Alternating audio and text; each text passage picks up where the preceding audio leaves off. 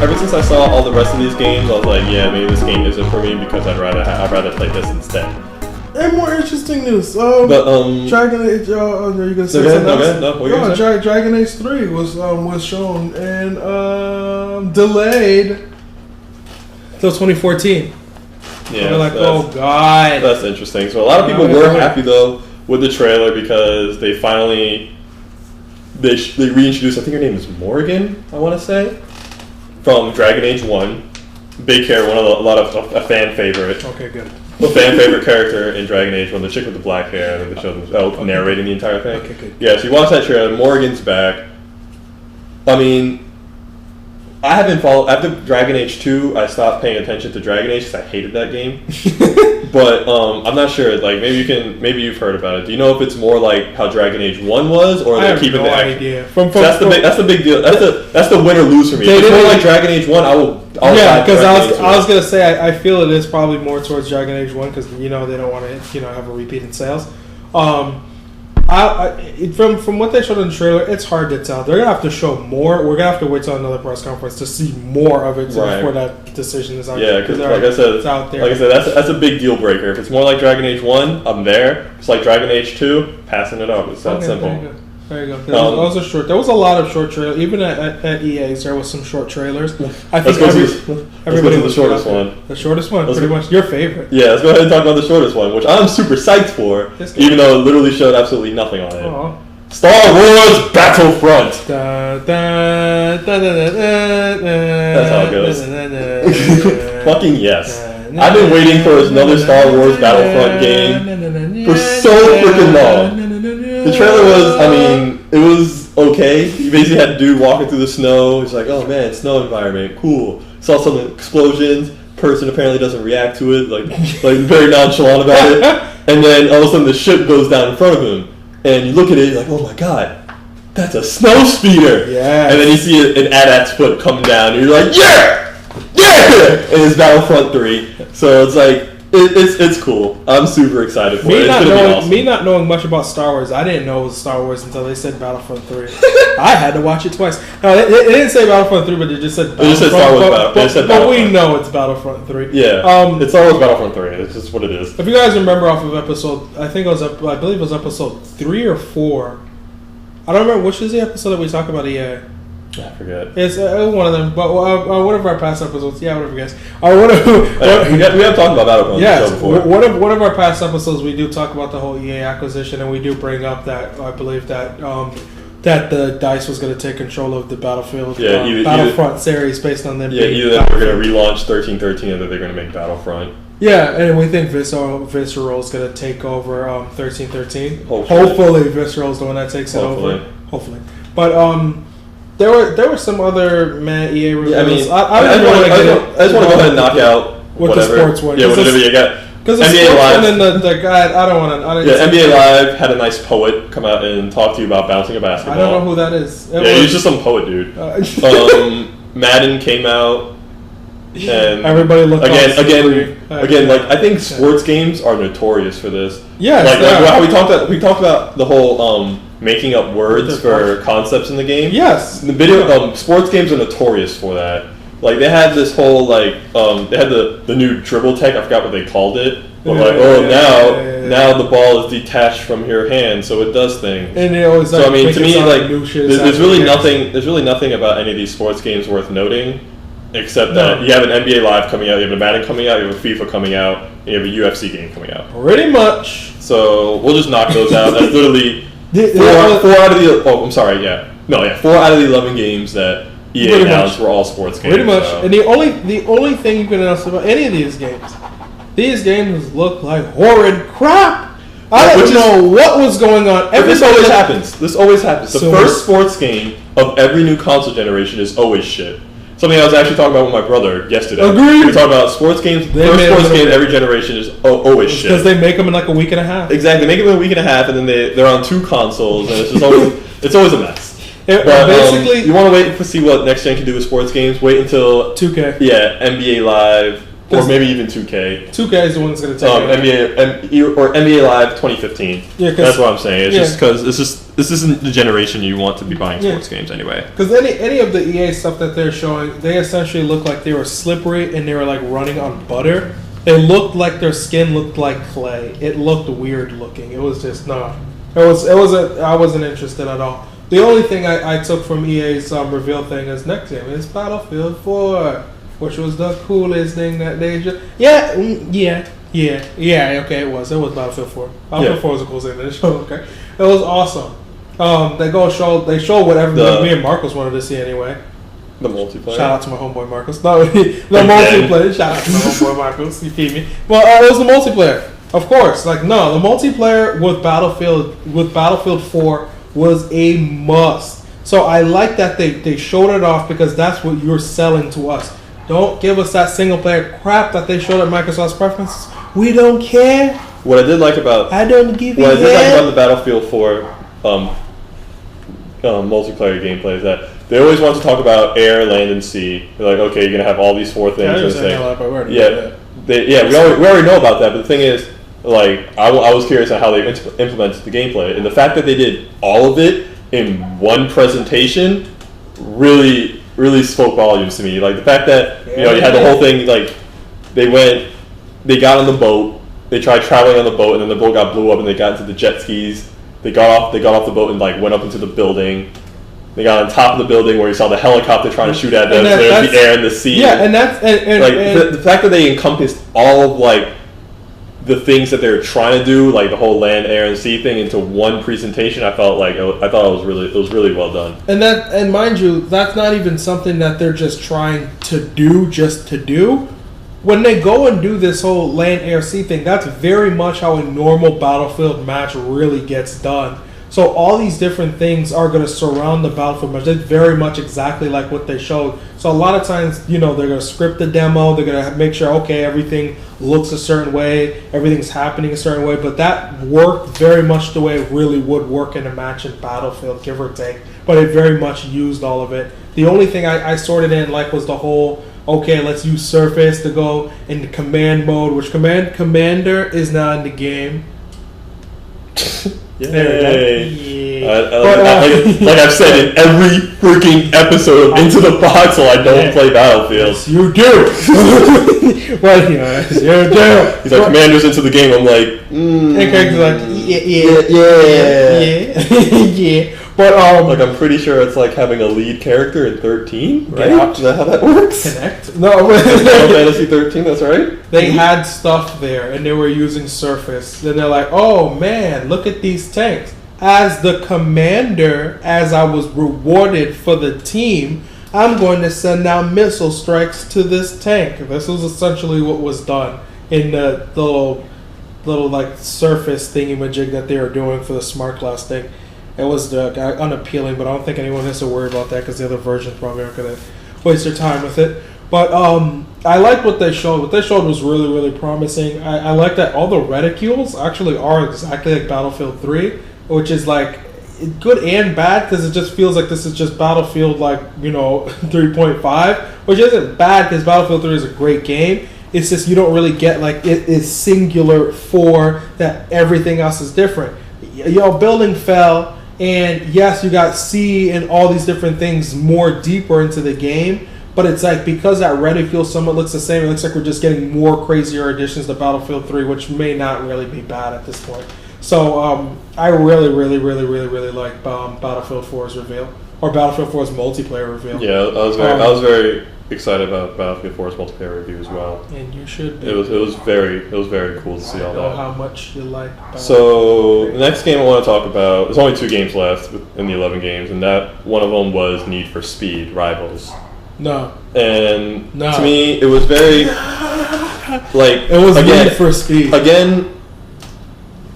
Like the game seemed okay, but following Forza, it's like there's nothing in Need for Speed that would warrant me wanting to get this over Forza. I look at it like this. I put Need for Speed in the same category we put those sports games. That's impressive. That's what I put it in. Something. I just don't care. Show me another Need for Speed and maybe I'll care. I just don't. I was actually more interested in what they showed with that game, The Crew, based on it being like all open and doing weird stuff. We'll talk about later. Yeah, again. But that was much more. Again, Need for Speed is just one of those games. It's like it's a good idea, but then there's so many games like it coming out that just do what it's doing better. Exactly. That it just doesn't warrant like a look. Versus like anybody who like wanted to solely pick like that you said, game up. Like you said, The Crew. Nobody's pre-ordered. And then you have Gran Turismo, so like, shut up. Who wants to play those other games? And then just for fun, I guess EA decided that there was a good opportunity for them to also show off Need for Speed the movie with that one guy from Breaking Bad. If that floats your boat, if you like Fast and the Furious, maybe. If you're into that stuff, you might like that. What a whole bunch of Vin Diesel's going, yeah. Yeah, just switching gears. And screaming as they switch gears. No. I don't know. I don't watch those movies. I don't know if they scream while they shift gears. So EA is essentially like, no, thank you. You know, all we need to take from this press conference is... Well, no, wait, before we sum up... No, I'm not summing it up. I'm just saying, all we need to take away from this press conference is let's just hope that God EA never makes a console. Can you understand that this is what they're going to do every single generation? Making movies and shit, bringing on Drake and all those other fucking ass people on stage. That's what you want. You got those UFC dudes, and that's fun. And the NBA Live poet. Oh god, the poet. Yeah, but the final game, which something I've been waiting for a very long time. How many people have? Mirror's Edge Dose. Hey, damn. And if you've played Mirror's Edge, you know what this game's going to encompass. It doesn't really... from the trailer, it doesn't seem like it's doing anything much different. No. But to me, it really didn't have to. Because that game was so fun. That game was one of those games. Just so, it's one of those games, it's just genuine fun. Yeah. There's nothing wrong with it. Everything was just so well done in that game, you just wanted to play more. That's what I loved about it. When that game was first released, you played more of that game than I did when that game was first released. Mm-hmm. I liked it.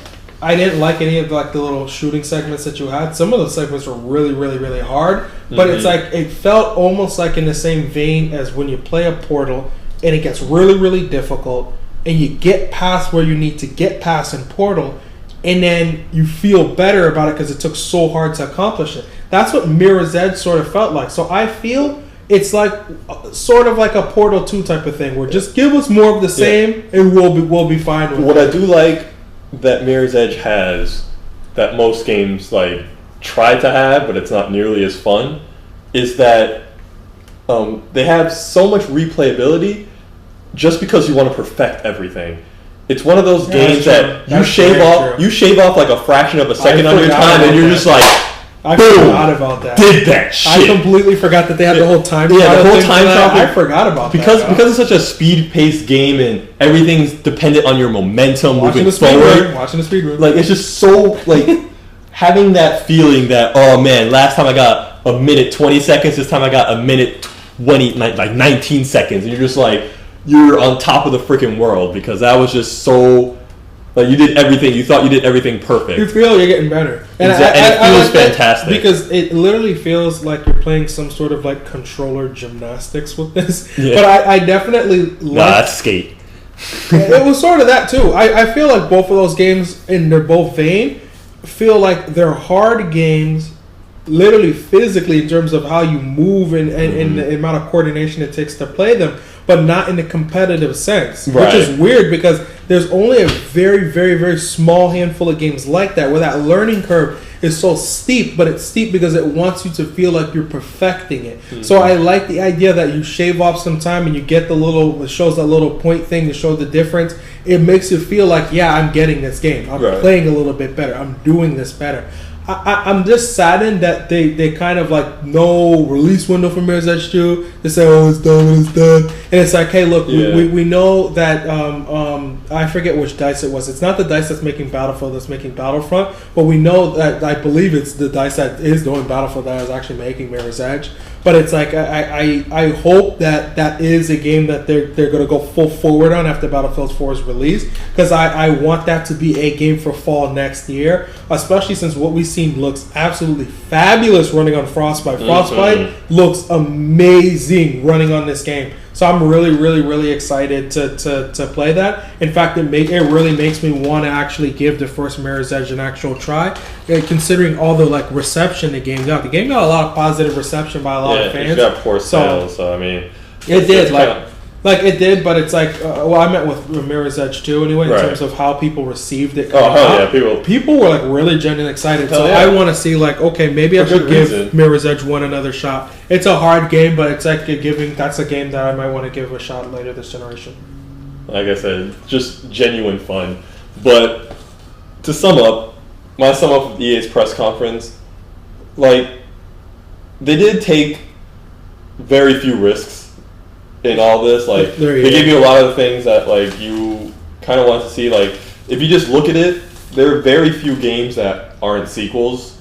Like so you have Mirror's Edge 2, Battlefield, you have all the sports games, Dragon Age 3, New Need for Speed, Battlefront 3. You know, really the only like new IPs that came out of EA was Titanfall and Plants vs. Zombies. So like it's very safe. In some strange respect, you could sort of say Battlefront. In a strange one, in the idea that we haven't had a Battlefront in so long, and in the idea that it's like so many different teams now doing it, that it's like I do feel that it's a lot of people will treat it as something like kind of new in terms of conceptually. But even if you give it to Battlefront, this is a game that everybody's wanted. So like I said, like EA's taken very few risks. They have. They have.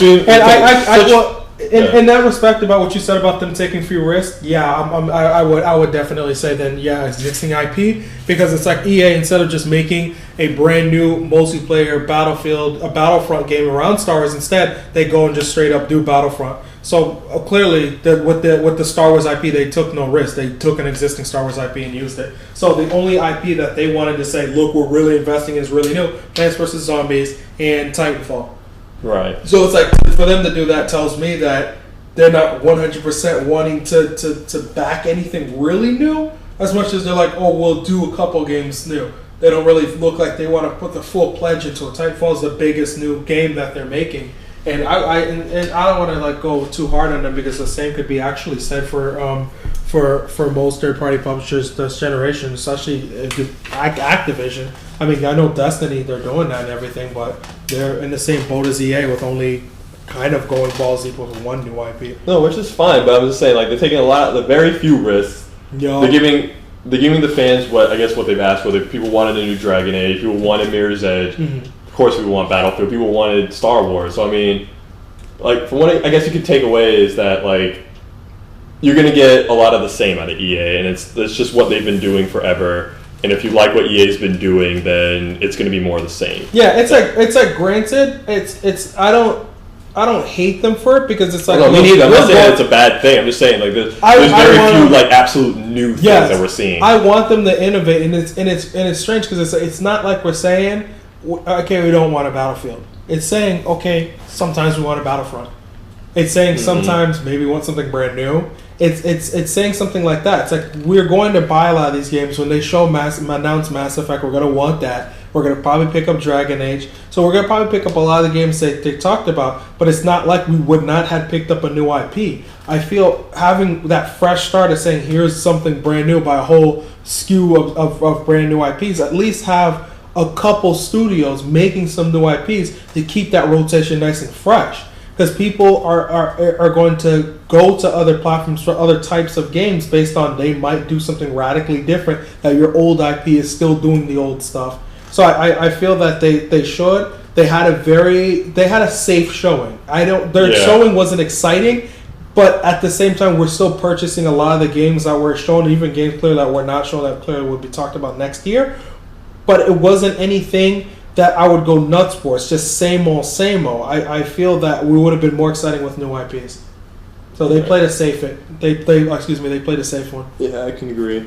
So with that, we can go ahead and we can move into the Ubisoft conference. Oh, I like theirs. Yeah, we can go ahead. I want to quickly touch on some things, though, because some things aren't worth mentioning for too long. Agreed. Like, they some mentioned... Some things aren't worth mentioning at all. Yeah, like, there's certain stuff that it's like, it's not interesting. They did the whole Rocksmith thing. They had the guy from Alice in Chains come out and do this whole... Don't give a fuck. I like Alice in Chains too myself. Yeah, it was like, yeah, there's that. They're introducing a new mode. You can check that out. I'm sure there's a video somewhere.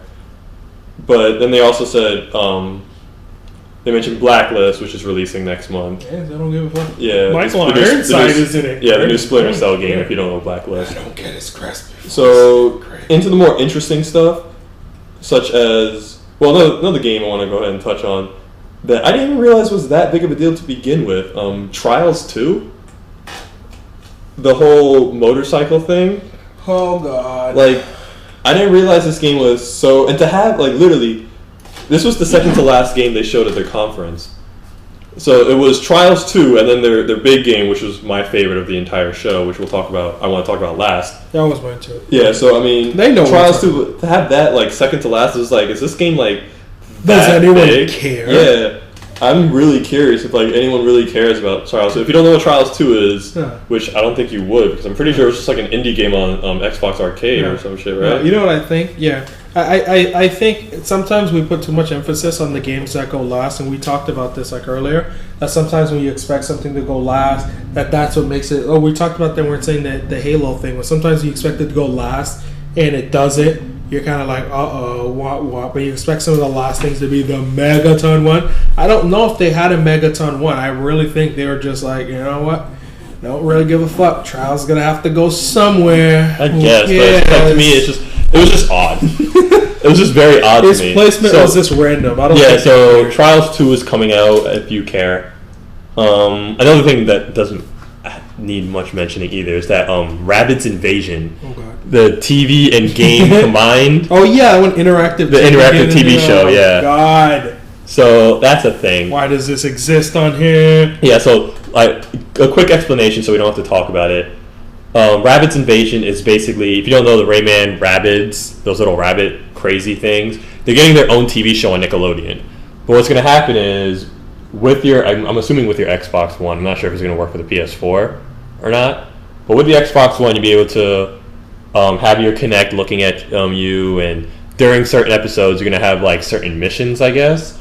And during certain portions of the episode, you're going to be able to do something, whether it be, like, scream real loud or, like, point at the screen and have, like, things being thrown at the screen so you can, like, interact with, like, the stuff. It doesn't ever change anything in the show, obviously, because, I mean, it's a TV show still. Yeah. But, like, it's going to generate a score, and basically you're going to be able to play against, like, anyone else in the room. Like, you're going to get a score, and you're going to be able to, it's going to say, oh, you won. But really, besides that, it's like I said, it's basically mini games in your TV show. I see, like, something like a parent getting their kid down. Yeah, that's what it seems like. It seems like something a parent can do with their child while watching a cartoon on TV. I mean, if I had a kid, I don't see me giving. Yeah, if you have a child, you might really care about this, but in all respect, it's nothing too exciting. Like, literally, like, the two demos, I think they showed 2 or 3. Oh, I remember 2 of them anyway. One of the demos, they were screaming, and whoever screamed the loudest won. And the other one was, like I said, you point at the screen, and there were, apparently there was this egg fight going on, and whoever threw the most eggs and, like, actually hit the rabbit on the screen got points, and whoever got the most points got, like, the little winner thing. So, I mean, if you're into that, if you have a child that would be into that, that could be something. But besides that, I mean, there's really not more that needs to be said about that. No. So into the stuff that actually matters, I want to start with Rayman. The new Rayman coming out. And what do you feel about that? Man, I've been mad on Rayman for, like, a long time. I like the reboot that they did recently. Right, and that's what this new... Bringing back the hardcore of it. And it's like, this seems to be, like, more of the same. So I was kind of, like, a mad on it. I mean, it looks good, but I was just... Because I haven't really played the reboot of it, in my opinion, is not really that high on it. No, I mean, yeah, it did seem cool. It did seem a throwback to the whole... Like I said, you had the Rayman reboot just recently. And it seems, like you said, more of that. If you're into that, if you like that sort of thing, which I am, I think it actually looks kind of cool. I like the art style and the kind of humor that goes along with Rayman. So... There's a lot box in it. Yes. And there is the multiplayer aspect as usual. Good. And I don't know what the deal is. They had apparently had this music thing apparently going on with it. That I'm not too crazy excited about, but apparently, yeah. If you look at the end of the trailer, it's like I said, 120 songs, and they're all having a guitar and rocking out. So I'm not really sure exactly how that's going to play or what exactly the deal is behind that. It's European, but that's going to be a part of it. So Rayman Legends, if you like the reboot, you'll probably like this one. And the next game they showed was the mightiest quest for epic loot.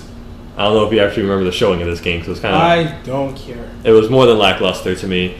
The trailer itself, like I said, I hate the trailer. The trailer was bad because it's not a story-driven game, so you don't they try to hype up this character. And it was it was just kind of silly, little poo-poo humor type deal, and I was just I want to see more of the game itself. But basically, in the game, you're going to have your castle. You're setting up your castle with all these sorts of traps and, monsters to stop people from coming in and basically taking your quote-unquote epic loot.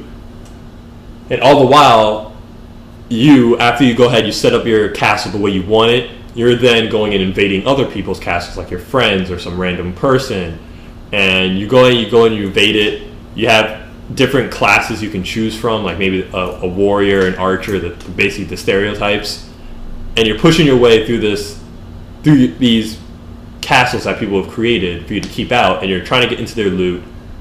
And that's basically the whole game. It's a free-to-play PC game. So the fact that it's free-to-play might get people into it. It's a cool, neat little concept, but I can see it getting pretty stale pretty quickly. Tower defense. They disgust me. Another tower, I guess. Yeah, I guess. If you haven't noticed, I don't think Evan's a big fan of tower defense games. Tower defense games disgust me if you guys never heard this podcast. They disgust me. Yeah, but, I don't find anything wrong with them. I think they can be pretty fun. I bet you they can hear that. I bet you they can hear that right there.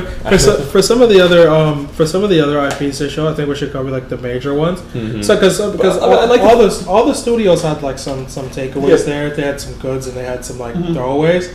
I think the most notable stuff should be discussed. There's a lot of stuff that was shown, and there was just a whole lot of shovelware. Well, yeah, but I feel if you missed out on the conference, it should at least get a mention. Like I said, we already talked about the South Park trailer, so we won't even get on that. And then they basically just had Just Dance, and again, Just Dance is just Dance. Yeah, it's the same old. Because a lot of these exist, and they exist on a lot of these are online, and it's you could see a lot of them, and it's the best, most intriguing things. Right, yeah, which is what we can get into right now is what the rest is just hardcore, what people would actually be interested in. But we have first thing I want to talk about is the crew, and what's your thoughts on that? I like the concept of it. I love the concept of an open world racing game where you're all driving all over the place, and then it shows the entire map. I mean, clearly the map is stylized and is sort of exaggerated because it kind of has to be. But there's something really, really, really, really, really cool about it. So you have this huge map, and all these cars are racing, and it's I don't want to say it's like an MMO, because from what I've seen, they don't really say it has to be online. I don't think that was said. Mm-hmm. But you have all these different cars, and all these different challenges could be done. It's sort of like a mixture between Burnout Paradise, Forza Horizon, and some other games. It really is a mix-up between a lot of different racing games. I like it more than what I've seen from Need for Speed. And it's more interesting of a game than anything I've seen thus far. It really does look like if you want to get a nice, fun racer and have a really, really long, open road to really, really do stuff on, it'd be really nice. The graphics of it definitely aren't up to Need for Speed standards, actually. I actually think the graphics of the game don't come near Need for Speed. They look good, but they don't look like what Need for Speed Rivals looks like. But what's the draw of this is the features of it. It's the open world of it is really, really, really, really cool. The really large open world of it is really awesome. And the idea that when you want to do a challenge randomly, you could go to the spot that you want this challenge to happen, and then all your friends could essentially launch at that same spot to come do that race with you. So I like the idea that you're racing, and then there's cars in the way, so it's sort of like a street race, and you're using that money and those earnings to now hook up your car and put performance parts, which actually goes closer to the whole Need for Speed. Goes closer to the whole Forza Horizon thing. So I definitely like it, and I think it's pretty original, but I think they could do a little bit better. Yeah, as far as racing games go, I mean, because it's interesting, but it's I'm not going to buy it. Yeah, like I said, as far as racing games go, racing games never really impressed me. As far as like, I'm not a racing game fan. I don't find the appeal. I don't like a lot of racing games. It's a difficult sell for me. It's like there's some racing games where it's like it's easy for me to get into. I like PGR back in the day, and I definitely would love Gran Turismo. Gran Turismo is one of the very few racing games that I pick up, but from time to time it's going to be that. But it's like, other than that, I'm not a big racing like person, but I do tend to like some racers a whole lot. So I'd like to see all the customability stuff that you could do in the crew. I want to see a bit more of it, see more of the car roster to see if I'll even care to play the game. Certain cars would lean me towards playing the game a bit more. True that. All right. So with that, I mean, it's not much more I can tell you about the crew. Like I said, I'm not really a big fan into racing games in general. If you're into it, it seems like the whole open world thing seems cool, but I mean, it just doesn't pique my interest. So we can move on to a game that does, like Watchdogs, for instance. Yeah! A game I just happened to pre-order today. Oh, did you? Yeah, I pre-ordered it. Nice. And so the game looks like, ugh. Well, I like Rockstar. Not Rockstar, excuse me. I like Watch Dogs. I was thinking Rockstar because open world games. But I like Watch Dogs in terms of the concept. I like Watch Dogs in terms of the whole city. I love everything I've seen about that game. Looks really, really, really, really great. I mean, the only takeaway I have from it is when they show any of the little demos of it, and they show it. It's like, in my mind, I want to know, is it going to work that exact way? I mean, I know they have to show a demo and they have to show this whole demonstration thing, and they have clearly certain things have to happen in a demo for it to be successful. But when I pick up and play Watch Dogs, will it be exactly that way?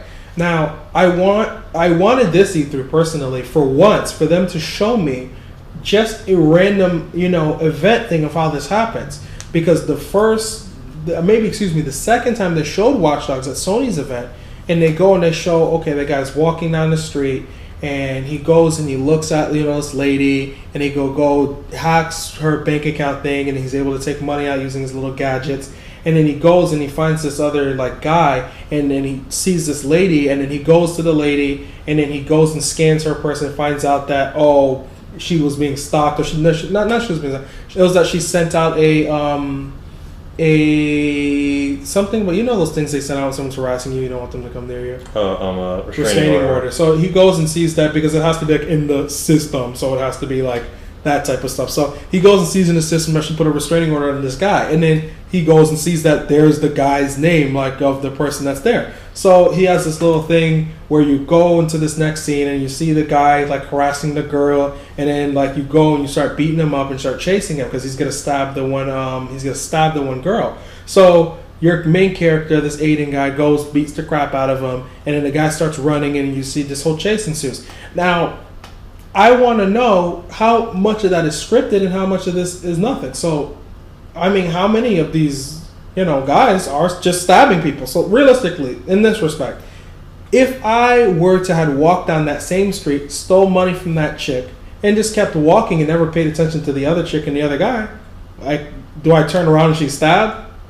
So does it get triggered by when I do something? So am I essentially going into quest by just merely scanning the stuff that they do? Because I don't like the idea if that's what it really is, because I like the feeling of, I want to just be nosy. I want to see, okay, what's this person doing? Is this a quest I feel like doing?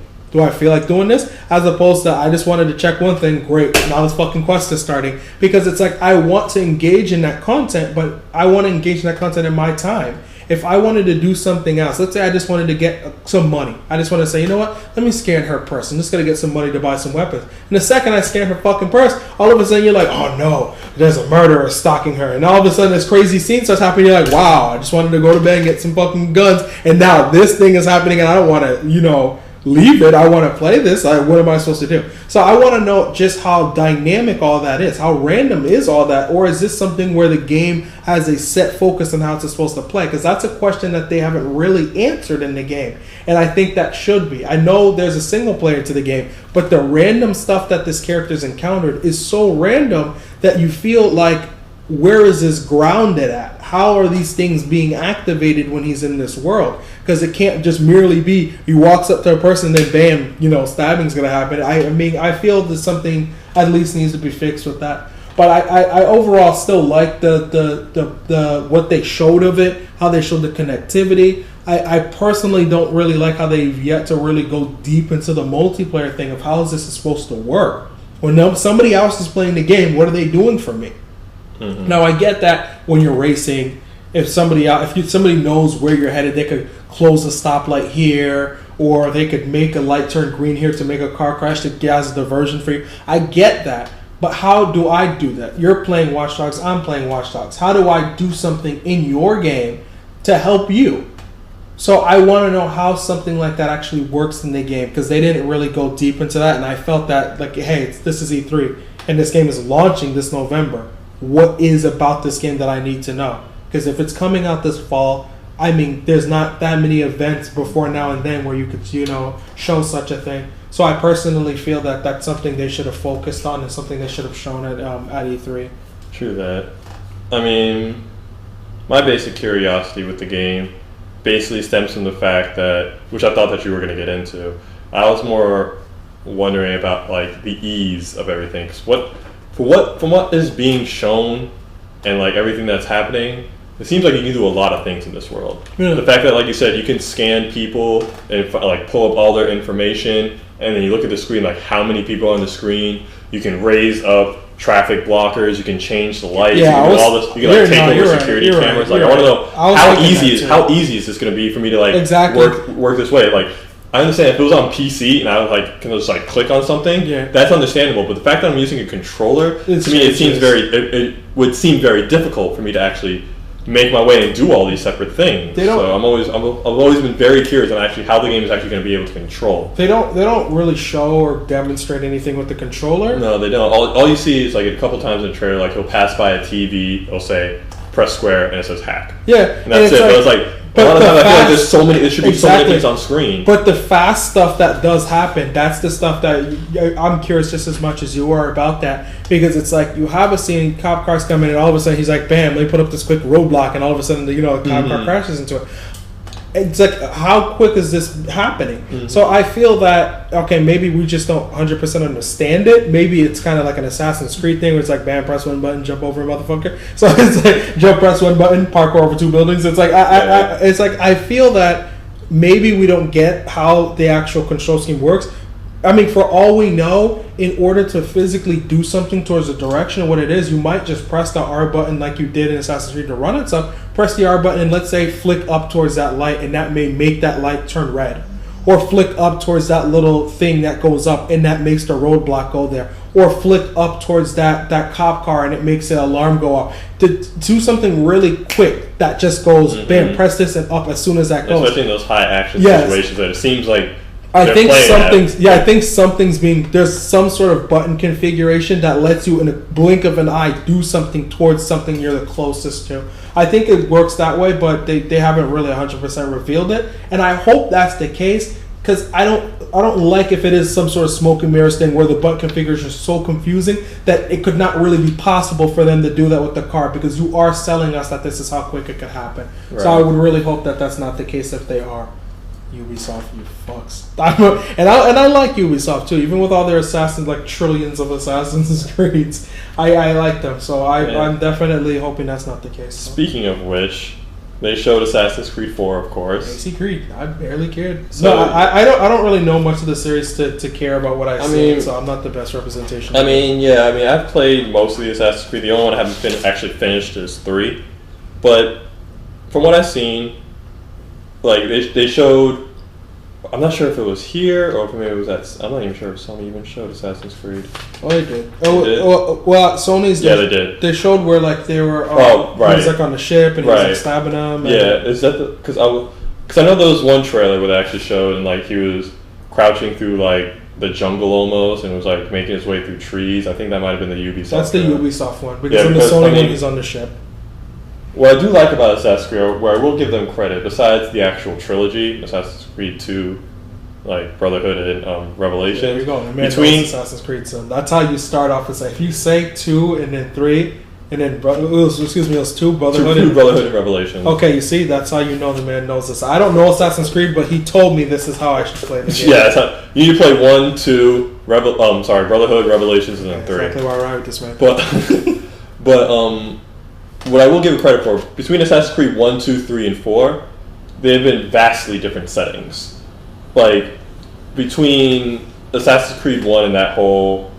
Like, the only ones I would say are anywhere similar is 1 and 2. Between, like, you had, like, Israel and, like, the Roman times had, like, same, like, big city feel.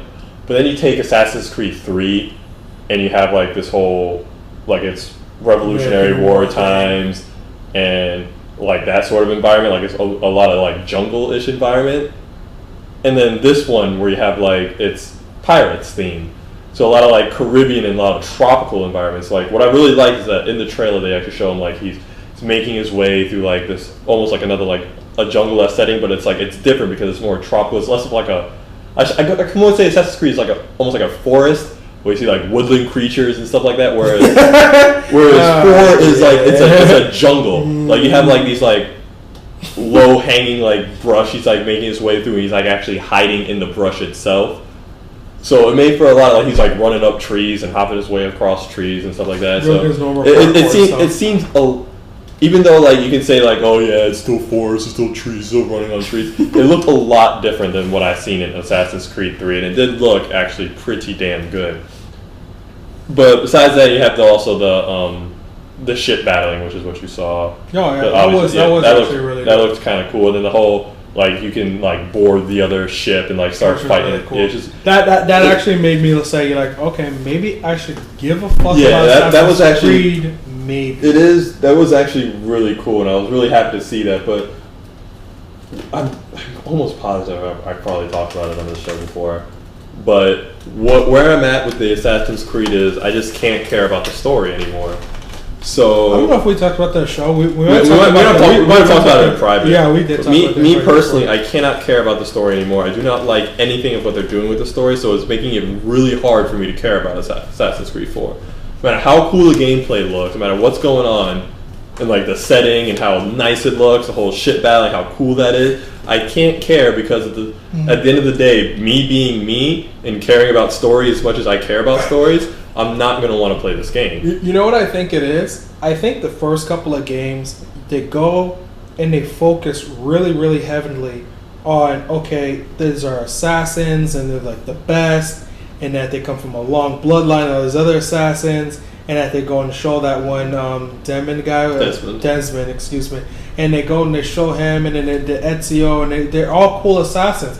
All of a sudden, it's almost as if the game went away from it having just about those key specific assassins in like these important times in history. All of a sudden, it's like now about, well, we're just gonna pick any time period, and there's gonna be some guy parkouring it everywhere and killing certain people. It started to like get very, I don't want to say generic, but the story, I would say, the concept began to get generic. It's always about, I will make up an Assassin's Creed right here on this show. We're making up an Assassin's Creed.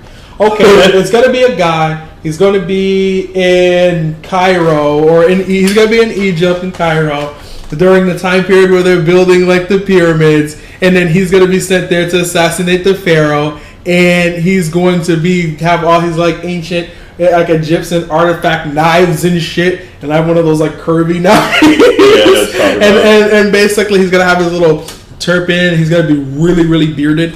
So that's going to be our character for our Assassin's Creed, the Nile or something. That's going to be our character. And the problem I have is we joke about this, but this is how I feel they're making Assassin's Creed. And it's like, oh yeah, the Pharaoh. Wow, it turns out that's why they left. Sphinx lost its nose. That guy got. Oh, this is why Tutankhamun has that thing behind his head when he got killed. I mean, they're gonna do some gay ass shit like, I was the one that assassinated him. That's what really happened. I don't want it to be again. That's how I feel the series is going now, with these like historical imajiggers. It lost focus. We forgot that people. Ubisoft felt, I guess, that. People cared more about Ezio than Desmond, to the point where they made 3 games about Ezio, and forgetting that the main character of this series is actually Desmond. They're trying to get so they have all this stuff. You have all these things going on. It's like you see, literally, Desmond's the main character of this game, but you see him for like literally throughout the entire span of the actual 5 games that he's in now. Damn. He's probably there for like a half. You probably see him for like a half an hour.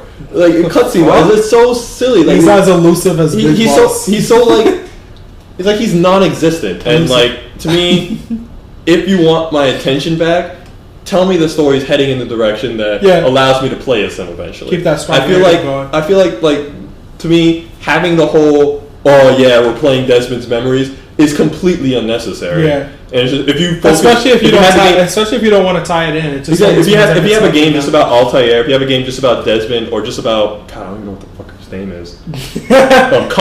Connor from Assassin's Creed 3. If you have a game like it's just about them and like their lives as assassins, to me that would have made a much better game, and I would have cared a lot more. That's actually true. I look at it as they should have never connected the games if they didn't have a plan on how to finish it. It's almost like a Lost thing or a Heroes thing. Like, don't start if you have no idea how you're going to finish it. Because you might end up ruining a really, really great concept because you think about it. They announced this game to be a trilogy. First of all, they said it was going to be a trilogy. Not only did they make a trilogy inside that trilogy, but now they're making a 4th game. It's like, what the fuck?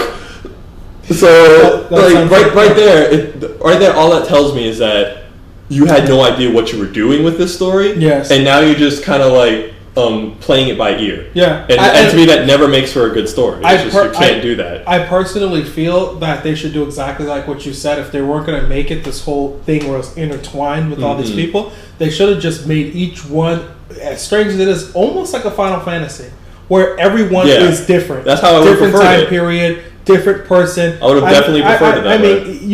There's so many great time periods that you could still do. You could have one where it's like in like the deep 1600s medieval times. There's so many really look at feudal Japan. Yes. That would be fucking badass. Yeah, feudal Japan. I'm talking like the Western expansion. That's very true. There's so many time periods. There's really amazing time periods that you can make an Assassin's Creed game. I just feel that they need to kind of get rid of the whole iconic thing of let's make sure he has that hood on his head and he had that dagger on him. I want to give a shout out to Nastasi, if he watches this or not, for the feudal Japan thing. So that was his idea. I did steal that from him. Yes, so like he's to look out there when Ubisoft takes that shit, bro. You better make sure make sure you get that city. Exactly. You're gonna be like, oh, cool, bro. That's really cool. Wait. So there's one thing I saw with the Assassin's Creed 4 that I didn't see in anything else. I guess you can. I did see him holding 2 swords at one point, so I guess there's dual wielding. So that's a thing. And one of the things I always talk about is I always feel like, why is dual wielding always like an extra feature? Like we make a first game and make it specifically so he goes one thing, just so we make a second game. That's what I feel. Now he can dual wield. That's what a master publisher does. A master publisher is like, guy comes out, he's like, sir, we have this great idea. So we're going to have the character dual wield these two. No. Sir, but you're new at this, Ichi. Now we're going to do here. Yes, if you don't know, Ichi is our stereotypical fuck up man. Yeah, he's a fuck up man. Yes. He's always the rookie. Yes. There's always going to he's always the rookie that doesn't know what the hell he's doing. Ichi's one of 2 people. He's either the person trying to correct a really bad problem that doesn't make any sense, or he's the person causing the problem because he thinks it's a great idea. We believe Ichi caused tripping in Smash Bros. Ichi fault. Yes. Anything that's bad in a game, we just pretend there was a developer named Ichi that did it. So Ichi would be the dumbass person that says, sir, I have a great idea. Dual wielding in the game. They're like, no. Why would they do that? Then they won't buy the sequel, buddy. Take out dual wielding, put one gun in his head, and then add the second one in the sequel. Assassin's Creed, the original Halo, Star Wars Force Unleashed. That's like a lot of games. The list can go on. I can promise you. Like, you give me some time, I can compile a list of games where dual wielding became a feature in the sequel. Yes. And I just don't understand why. It's so annoying. It's like, it's not cool. Because they didn't know that other hand existed. Correct then. Like, we know the right hand's there. Bam, surprise left hand. That's what I like, though. I like it because it's like funny when you have games like Rare with GoldenEye. GoldenEye fucking had dual wielding in that damn game, but other games, no, it's too advanced there, bro. No, I don't have no. Ain't coming with a 2. Halo, when Halo 2 did it, it was kind of like, look, people, all right. I'm not going to say too much because now that I think about it, I don't realize how small of the gap it was between GoldenEye and Halo. It was actually quite a small gap. It was actually about 2 to 3 years prior to that game's release. Oh, yeah. So I'm not gonna bitch on them too much. But yes, that is true. We need to make a list on that and talk about that one time. Yeah, we should. Because maybe with next episode I can look at some games and because Ichi learned his lesson from all those games. Stupid Ichi. He'll never learn. But, yo, some guys that we fucking hate Japanese people so much. There's always some shit about Japan. Oh man, we really freaking Ichi. Oh man, okay, we always hate on Japanese people. We really don't hate Japan, alright? Though I actually love Japan. I love JRPGs. I absolutely idolize the country, alright? I love the Eastern ways, but we just make fun of them a lot. They are easy targets. Okay, but let's get back on subject. I just want to go ahead and wrap it up. There's only one more game to talk about in the Ubisoft conference, and that's the Division. That's the best game. That's the game we need to be giving a fuck about.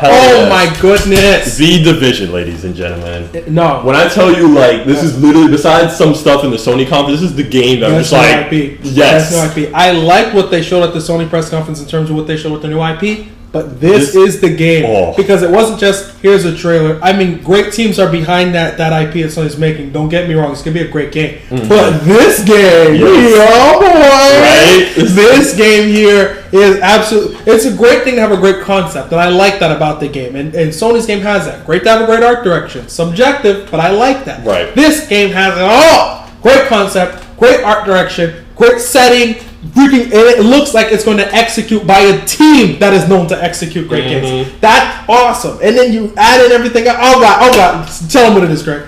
Right. I'm too hyped. Division, if you haven't seen, it's a third-person shooter action RPG set in a beautiful open-world environment. From what we got from the demo, it was basically you had a 3-man group. It started off as a 2-person group, and as they were walking down, that slut came in. The girl came in. They're walking down the street. Like Evan said, the setting's awesome. You had like this ruined city, looking like some kind of outbreak happened, and the whole city's just gone to shit. And got these guys walking down this street, and they come across this building, a police station, and they're like, we should check out what's inside. No, it was as they were walking. Like they're walking and they see like some civilian dude, and the game kind of confirmed that the game is an MMO, and there are other people that are just in the game doing their own thing. Yeah. And me and Craig made some comments and talked about like in DayZ, like people will just run up in your shit. Like you could go and play the game, and sometimes if they're friendly, they'll wave and not wave, but you won't kill you, and you could work together with them, and that's really, really great. So in this game, like that was a friendly person, didn't do jack to them. Like they walked by and continued, on their own looting quest to continue life. So he's walking with his other, group of buddies, and he gets this little signal thing that tells him, oh, look, the radio station is distressed or something. So now this sends out this little mission beacon to this little team of people to say, okay, like, let's go there. That's our next, like, mission thing we could go to. So they pull up this whole little 3D map thingy. That was cool, and shows how big the city is and shows realistically where it actually is in terms of relation. That was probably one of the coolest maps I've seen in a very long time. It was a cool map. I couldn't really see where it was and how it worked with them, but I feel I would have to play the game. What it looked like to me is he threw down the map, and like you said, it realistically where he was standing is where he was on the map. Oh, okay. And then he saw the police station. It was literally in the direction he was facing. The police station had a little dot going this way. He's it's down this way. So he started walking in that direction. I was thinking one of the dots on the map was him. I didn't know that they meant. No, it looked like legit where he was standing was where he was in the aspects of the map, which to me was really freaking cool. It simplifies it a lot. Yes. So it's you don't have to worry about direction anymore because you usually just throw down your map and it's the dot's over there on the floor, so it's going to be in that direction, I like that they have, and that's something that they're going to bring up later on during this, but there's something that they have that's in it that adds in this, that you're in a game that barely has a little, but there are some futuristic parts of the game, but there's subtle futuristic parts. Yes. It's not okay, bam, he's flying and teleporting every place. It's a subtle, realistic, almost like how they did with some of the Ghost Recon games where you're Ghost Recon Warfighter is a good one. Mm-hmm. Yes, these things do exist in the military, and there are a lot of the same stuff showing there. In some respect and concept, they do exist. Where I like how you get that feeling that, no, this is not 100% impossible. This shit that you're looking at is somewhat real. So you don't really get overcumbered by it. But the one thing we can confirm about what's continuing this generation is holographic map displays and parkour are things that exist still this generation. But they did a great job. So he goes, sees where the police station is. They head to the police station. The little shootout happens. They subtly hint at. She goes, make sure you equip your skills before you get in there. Oh, I forgot that she said that. Yeah, she brings up the guy. He goes ahead into his little wrist comm, I guess you can call it, and he looks up. It brings up your menu, and he selects skills. Brings out this massive. When I tell you, it was just so much information came up on the screen. It was almost overwhelming. How much skills he had that he can equip, at the time. So which is where the RPG element would actually step into play, making people play so much differently than anyone else, I would imagine. Yeah, and then you use it in different situations. Exactly. I really like the idea of that. Because the fact that you can switch skills on the fly like that too is something. Which is cool. And I like how the skills kind of switch. Okay, you're behind fire and somebody's doing heavy damage or somebody's doing something to you, and you just accommodate to what's happening to you right now to fix the situation that you're in. Another thing I really liked, if you go back and watch the trailer, is I like the animations of it. One of the animations that was so subtle was a car door was open on the cop car, and as he moved back, he slowly shuts the cop. Yeah, I noticed that too. I noticed that. I like those subtle things of animations because it's not, me and Craig always discuss this, and we don't even have enough time in a podcast to really fully discuss how much we appreciate this, where the subtle animations just make that game, because you don't ever want to get that feeling of, I remember I'm playing a game. Our fake cover, where a guy takes cover behind something and half of his body's exposed like a retard. I hate that, but I like at every game. I don't know if many games take real cover, but I like the understanding that these animations keep us in the game. Yes. And when he slowly does that with the car door, I'm thinking in my mind, wow, that's just like what I would do in that situation. Mm-hmm. He's taking the exact amount of cover that you really should take. He's pointing and doing the same stuff I would do. All those little subtle things and movements that he's making are the same things I could expect a human to do. He's not roboting it through it, where he goes behind a car and he's just standing as still as a human possibly can stand. I don't like that. I like the small little movements that he does to show that he is awake, he is a person. Yeah. But so they go show the skills, and then on top of it, under the little skills things, it shows an inventory. I want the inventory to be limited because of what the rest they show in the game. I hope it is, because I want it to be like that scavengery feeling where you have which is rough, because I'm pretty sure another one of those things, there was a weapons menu too as well. Okay, I'm not. Don't quote me on that. I feel like I might have seen it, but there might have been a weapons option as well. I'd have to watch the trailer again. We're gonna go. But I also want to get into during the fight, during the shootout, in the, I guess you can call it the parking lot at the police station, another one of their friends comes in, but he's not like the other three, the other three, where they're just people. He's coming in this like cipher. It's almost like a cipher coming in, and it looks like he has his own set of skills. Yeah, where he's pinging people. Like he says, like, oh yeah, they're right here behind cover. Like he can like show you where people are and things like that. You almost got like this bird's eye view of everything, which is like awesome. Yeah, which and is it's really like cool. Go in, pop in their game, help them out for a little bit, and just leave. And the thing I like is it was just it was seamless. I want to know exactly how this works. Is it just okay? Was this a random person? And if it was a random person, how does the actual voice work? Like if I'm on a mic and somebody just randomly comes, is it proximity based? Is it when this person's near me, he could just openly say, hey buddy, I'm playing the game too and I have a cipher, watch out for this, that, and the third. Yeah. So I mean, does it work that way? Because I thought it was like, okay, was it someone they know? Because if it was somebody they know, I mean, why jump into the game, do that, and leave? Unless it's almost like, let's say, a Minecraft thing, where it's like everyone could just jump on a server that somebody's playing themselves. I don't think it's like that, but I think the thing with the mic might be it's an open mic thing where people could openly, cooperatively kind of help each other at will.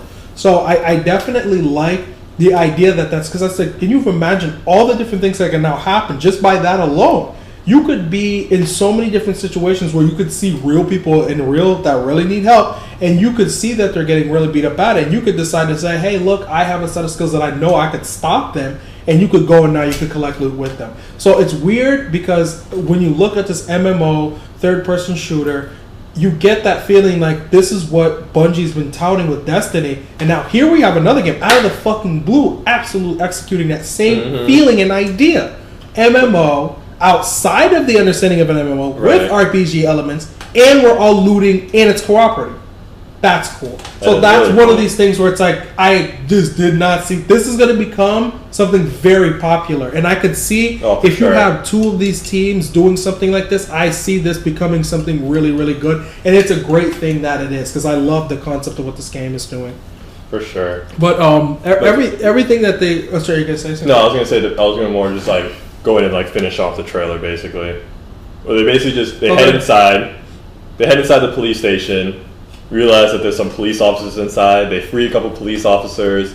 It seemed to me like food and water was going to be, it might play a factor. Yeah, because he mentioned, keeping hydrated. He mentioned something about health. Yeah. He mentioned something about health, which I like, because it means health isn't regenerative. Like you don't just Call of Duty behind a car or something. And they saw, like you saw some. They had a couple water bottles in there, and they split them up. Like, that's awesome. You had the one girl, she picked up a water bottle, then the person you were following took a water bottle. I remember that scene. They saw a map, and it automatically updated to his UI. Okay. Yeah. And then the whole loot system. You saw the cop that we freed gave him a key to the armory, or a code to the armory. We open the armory, and there's your loot. You completed the mission, help yourself, exactly. Get whatever you want.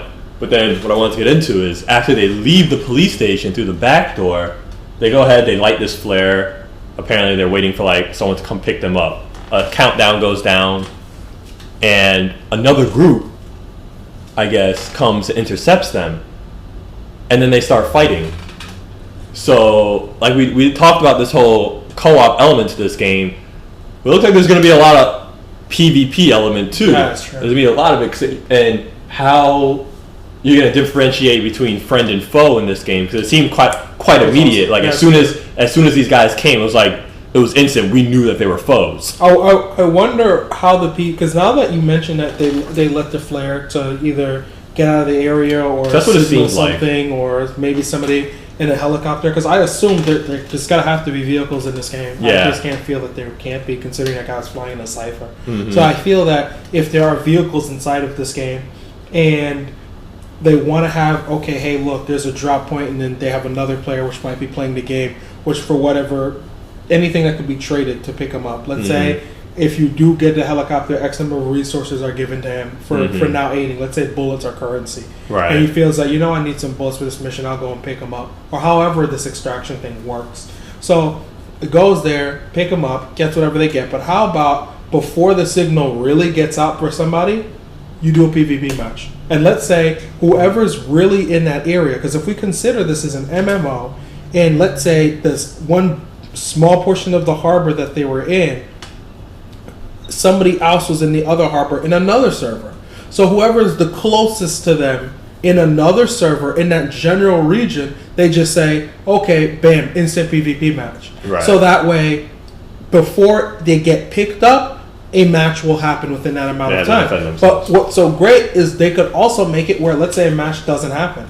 Let's say it activates and other players are now joined in your server. They don't know they're joined in another server. It might be an instant thing. So they may not know they're already in another server and other players are with them, and they might meet up and they may not fight. The helicopter may come and they may just leave. They may not have to engage with other people. Right. But I like the idea of as soon as you're calling for help, it's like you went from, we all decided to team up together tonight, play a little game, go and get a whole bunch of loot. This is co-op against NPCs. And then after we do our whole co-op thing with NPCs, when we're done, our last thing we do together is a nice PvP match to end it out. Because the extraction actually could be just getting out of the game. Or the extraction could be going back to the lobby. Yeah. So every time you go back to the lobby, you get a chance to do PvP. I think that's really awesome. So I like the idea of, if that's how it works, I think that's a really, really cool idea. But I do want it to be sort of seamless, where the helicopter, somebody who's playing the game with the helicopter can go and help you out, exchange for some like bullets or whatever currency is there. So yeah, that's basically the Division in a nutshell. That is like the best game. That for sure. I truly think one of the best games of yesterday. That was shown completely. Like I say, it's the best new IP that was shown yesterday. And with that comes to the end of our coverage of the Ubisoft conference. Great, what's up? So, a lot of cool stuff out of Ubisoft. Like I said, it had the best game of the show. It had Watchdogs, which is always awesome. The Crew, which is The Crew. And Assassin's Creed 4, which is also just Assassin's Creed 4. Assassin's Creed 4. So, a lot of cool stuff and a lot of average stuff. What did you think overall? Overall, I like Ubisoft. I like Ubisoft because I like what I saw out of Watchdogs. Though I'm not like 100% down with The Crew, I have to give props to doing some new stuff and how interesting it is, even if graphically it's not where Rivals is. And clearly, Division. I give them everything for showing a new IP and it being a good new IP. Yeah. I mean, even even though we know it's going to carry the Tom Clancy name, because I believe that was like said. Yeah, it's Tom Clancy's subtitled or whatever. Even though they're still doing that, it's, in my mind, it's a new IP. They've never done nothing like this ever before. So I don't want anybody to think that like Tom Clancy tied to it or etc. Yeah, because Tom Clancy and Ghost Recon are different IPs. So I hope this is Splinter Cell and Ghost Recon. Yes. So I hope this is their new baby. A Blacklist, nobody cares. So I hope this is their new baby, because I will support this game. This is a game that it's like with Ubisoft is slowly getting my money next generation. I've already pre-ordered Watchdogs as one of my first pre-ordered games for next gen. So it's like when this game is available for it to be pre-ordered, it's definitely going to get mine. So I definitely believe it's going to get Craig's as well. Oh, yeah, for sure. So this is definitely a game to just straight look out for. It is looking really interesting. The only game that keeps me away from this game day one is if Fallout 4 releases day one. And that is the only thing that keeps me away from this game day one. But I'm liking everything. I would say majority of the good core stuff Ubisoft show, I thought was really solid. They had a solid showing. True. Yeah, as far as I go, I'm right there with you. I mean, the Division, like I said, like we just talked about, the Division is just so amazing. Like, when I say the best game of E3 Day 1, I'm talking like one of the best games of E3 Day 1. And mind you, when I say best, I have been wanting Destiny, and I've been telling Craig about Destiny for the longest number of months and weeks. And Destiny is great. The Division is cool. Like, they're both great games. But this game, it is just... I like it because both Destiny and this game are very similar, but where it's with Destiny, you're jumping from planet to planet. It's not all the seamless thing. Where this is just a seamless, all in one city, straight survival type of aspect of it. Both of them are similar games, and we'll see at the end of the day which one's better. But in my opinion, in terms of a showing, the Division showed a great showing, I feel that though I like Destiny showing was not that. It wasn't what the Division was. The Division was letting you know this is what our game is about. We're going to walk you through a session of our game, and Destiny didn't walk me through a session of their game. Right. So I feel that they showed, okay, you went through a layer and did some stuff. Whatever happened with the Destiny reveal, they showed some stuff, but I didn't get that full-on picture like I did with the Division. Right. I feel the Division got its idea across very sharp and very, very easy. If you consider we've been hearing about Destiny for so long, and I've just heard of the Division just that day one. And I've just heard of it that day. So they did a good job. They got me interested. They got me giving a fuck very for sure. So I like what they did with it. It is an awesome one. Yeah. So like I said, I mean, with the Division and Watchdogs in and of itself, like, Ubisoft really did have a great showing. Even though I make fun of Assassin's Creed and The Crew, they still look like really solid titles coming out for Ubisoft. And then even some of the sillier stuff that I know you may not be into, like Rayman and the mightiest quest for epic loot. Good lord. Even games like that, like a little sillier, a little bit more lighthearted, fun games. I even think those are worth taking a look at, especially since the epic loot one is free to play. I might. It is, yeah. It's just something you can take a glance at. You know, it might be a little fun, and if not, whatever, free to play. You know, so I mean, yeah. Overall, I think Ubisoft. I think we can both agree was just like miles better than the EA conference. Yeah, it was just so much better than the EA conference. There's just a lot of cool stuff, a lot of cool new stuff. Yeah, and I'm looking forward to very soon.